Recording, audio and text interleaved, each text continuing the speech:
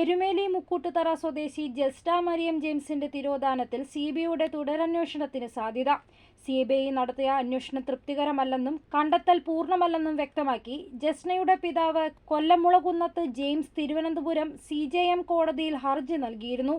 James സമർപ്പിച്ച ഹർജിയിൽ ആക്ഷേപമുണ്ടെങ്കിൽ അറിയിക്കാൻ കോടതി സിബിഐക്ക് നിർദ്ദേശം നൽകി. 2018 മാർച്ച് 22-നാണ് ജസ്നയെ കാണാതായത്.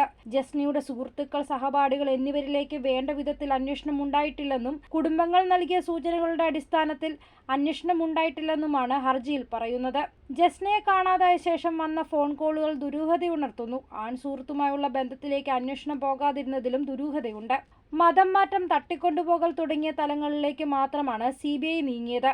പോലീസ് നടത്തിയ അന്വേഷണങ്ങളിൽ നിന്നും സാധ്യതയുടെ ഒരു തലത്തിലേക്കും സിബിഐക്ക് നീങ്ങാനായില്ല. കുടുംബാംഗങ്ങളുടെ മൊഴിയുടെ അടിസ്ഥാനത്തിലും കോടതിയുടെ നിർദ്ദേശത്തിലും സിബിഐയുടെ മറ്റൊരു ടീം തുടരന്വേഷണം ആരംഭിച്ചേക്കും. News bureau, Ponkunnam.